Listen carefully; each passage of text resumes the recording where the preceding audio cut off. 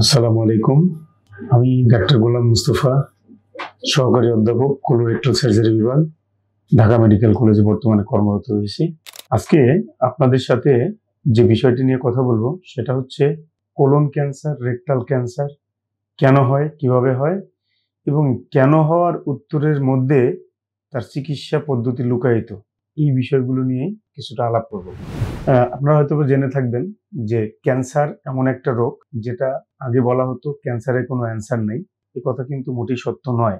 কারণ হচ্ছে আধুনিক মেডিকেল সায়েন্সের অগ্রগতিতে দেখা গেছে যে ক্যান্সার কি কারণে হয় সেটা বের করা যায় এখন। তো কোন কারণে হলো সেই কারণ বের করে ওই কারণের চিকিৎসা করা হয়। মূলত কোন কোন ওষুধ অথবা কোন কোন চিকিৎসা পদ্ধতি এই কারণের ভিত্তি করে কাজ করবে সেটা কিন্তু নির্ধারণ করা যায়, যার ফলে কোলোরেক্টাল ক্যান্সারের যে এখনকার আউটকাম বা তার ফলাফল কিন্তু অনেক ভালো। প্রথমে আসি আমরা যে এই ক্যান্সারগুলা কেন হয়। মূলত ক্যান্সার হয় হচ্ছে আমাদের শরীরের যে কোষ রয়েছে, বিশেষ করে আমাদের শরীরের যেসব অর্গানের কোষগুলা খুব দ্রুত বিভাজিত হয়। তার মধ্যে কিরকম, যেমন আমাদের খাদ্যনালী, তারপরে কিডনি, লিভার, স্টমাক বা পাকস্থলী, এই জিনিসগুলোতে, এই জায়গাগুলোতে দ্রুত কোষ বিভাজন হয়। মূলত জীবনের একটা পর্যায়ে এসে অন্যান্য কিছু সেল থাকে যে সেলগুলো পার্মানেন্ট সেল হয়ে যায়, যেটা বিভাজিত হয় না, কিন্তু মৃত্যুর আগ পর্যন্ত এই অর্গানের যে কোষগুলো থাকে সেগুলো বিভাজিত হয়। সো এই বিভাজিত হওয়ার সময়ে কিছু কোষ তার যে ডিএনএ থাকে, এই ডিএনএ গুলো নষ্ট হয় বা ড্যামেজ হয়। এই ড্যামেজ হওয়ার অনেকগুলো কারণ রয়েছে।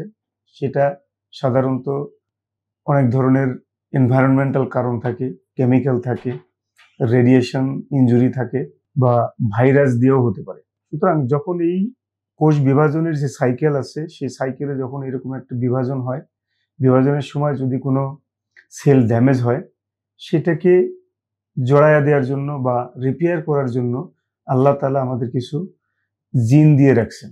অর্থাৎ আমাদের শরীরের কোষের মধ্যে কিছু জিন থাকে, যে জিনের মাধ্যমে কিছু প্রোটিন সিনথেসিস হয় এবং প্রোটিনগুলো এই রিপেয়ার গুলো করে দেয়, আবার নর্মাল সেল তার স্বাভাবিক গতিতে চলতে থাকে। কিন্তু যে কোষগুলোতে এই যে রিপেয়ার জিন, এই রিপেয়ার জিনগুলো যদি কোনো কারণে মিউটেশন হয়, মানে পরিবর্তিত হয়, সেটা হতে পারে খাদ্যের কোনো কারণে, সেটা হতে পারে এনভায়রনমেন্টাল কারণে, সেটা হতে পারে বাবা মা থেকে প্রাপ্ত যে কোষ, ডিফেক্টিভ কোষ, সেই কোষ থেকে। যখন এই জিনগুলো নষ্ট হয়ে যায়, অর্থাৎ ক্যান্সার সাপ্রেসর জিনগুলো যখন নষ্ট হয়ে যায়, তখন ক্যান্সার তৈরি করার জন্য কিছু সেল বডিতে আপার হ্যান্ড নেয় এবং তখন কি হয় যে এই ড্যামেজ সেলগুলো অ্যাবনর্মালি বা অস্বাভাবিক রকম বৃদ্ধি পেতে থাকে, বা এটাকে বলা হয় অ্যাবনর্মাল প্রলিফারেশন বা অস্বাভাবিক বৃদ্ধি। এই যে যে সেল ড্যামেজ হয়ে অস্বাভাবিক বৃদ্ধি হলো, এটাই কিন্তু ক্যান্সার। বিভিন্ন ক্যান্সার বিভিন্ন ধরনের সেলের বিভিন্ন জিন মিউটেশন হয়ে এই ঘটনাটা ঘটে। তো কলোরেক্টাল ক্যান্সারের ক্ষেত্রে কমনলি যে জিনগুলো মিউটেশন হয় তার মধ্যে এপিসি জিন বলি আমরা, যেটা ফ্যাপ হয়, তারপরে এমএমআর জিন, যেটার জন্য লিন সিনড্রোম হয়। মোদ্দা কথা হচ্ছে আমাদের শরীরে কিছু আল্লাহ তাআলা রিপেয়ার জিন দিয়ে রাখছেন, যেগুলো সেল ড্যামেজ হলে বা সেল ধ্বংস হওয়ার পথে নষ্ট হইতে গেলে তখন এটাকে তারা রিপেয়ার করে দেয়। এই জিনগুলো যখন কোনো কারণে ডিফেক্টিভ হয়, তখনই এই ক্যান্সারগুলো হওয়া শুরু করে। একটা ক্যান্সার শরীরে ডেভেলপ করতে কিন্তু অনেক সময় লাগে, প্রায় 10 বছর সময় লাগে। কিন্তু যতক্ষণ পর্যন্ত না এটা কোনো সিমটম প্রডিউস না করে, অর্থাৎ উপসর্গ না দেখা দেয়, ততক্ষণ পর্যন্ত কিন্তু এটার ব্যাপারে কেউ ওয়াকিবহাল থাকে না এবং বুঝেও না। আর এই কারণেই মূলত স্ক্রিনিং করা হয়, স্ক্রিনিং প্রোগ্রাম চালু আছে। তো এখন আসি যে এই যে যে জিনগুলো, এই জিনগুলো কেন ডিফেক্টিভ হয়। এটা দুইটা কারণে হয়। একটা হচ্ছে স্পোরাডিক বলি আমরা, আর একটাকে বলা হয় যে জার্মলাইন মিউটেশন। তার মানে হলো মা বাবা থেকে যদি কোনো ডিফেক্টিভ জিন ছেলে সন্তানের মধ্যে প্রবেশ করে, তখন কিন্তু এই জিনটা নর্মালি আর ভালো হয় না, এই জিনটা তখন ক্যান্সার তৈরি করে।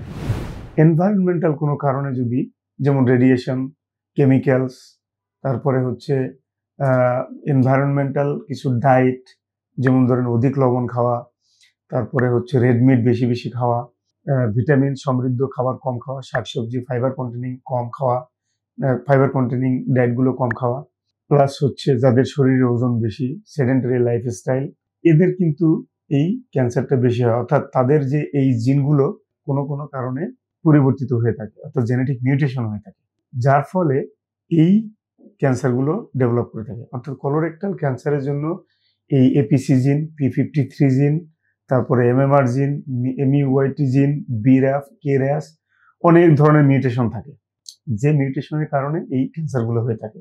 আধুনিক বিশ্বে এই কোন জিনের প্রভাবে এই ঘটনাটা ঘটলো সেটা কিন্তু বের করার সুযোগ রয়েছে।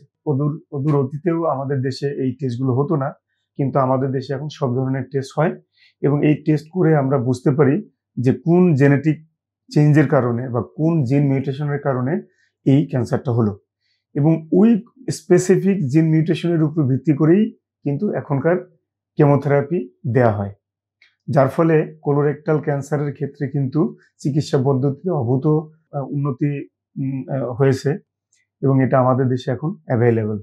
সুতরাং আমাদের দেশে কোলোরেক্টাল সার্জনরা কিন্তু এগুলো করে থাকেন, আমার সেন্টারে আমরা করে থাকি। এই টেস্টগুলো করেই মূলত ক্যান্সার কেমোথেরাপির পদ্ধতি নির্ধারণ করা হয়, ক্যান্সার সার্জারি করব কি করব না সেটা নির্ধারণ করা হয়। সুতরাং স্পেসিফিক কেমোথেরাপিউটিক এজেন্ট দেওয়ার ক্ষেত্রে বা বায়োলজিক্যাল এজেন্ট দেওয়ার ক্ষেত্রে এই টেস্টগুলো অত্যন্ত গুরুত্বপূর্ণ। নিশ্চয়ই আপনাদের কিছুটা হলেও ধারণা হয়েছে, যদিও এই বিষয়টা একটু জটিল। তো আপনাদের যদি কোনো প্রশ্ন থাকে এই জেনেটিক চেঞ্জের ব্যাপারে বা এই কোলোরেক্টাল ক্যান্সার হওয়ার পিছনে কি কি কারণ রয়েছে সেগুলো বোঝার জন্য আপনারা আমার পেজে লিখতে পারেন, আমার পেজে মেসেঞ্জারে আপনারা প্রশ্ন করতে পারেন, আমি সময় করে নিশ্চয়ই উত্তর দেব। ধন্যবাদ সবাই, ভালো থাকবেন।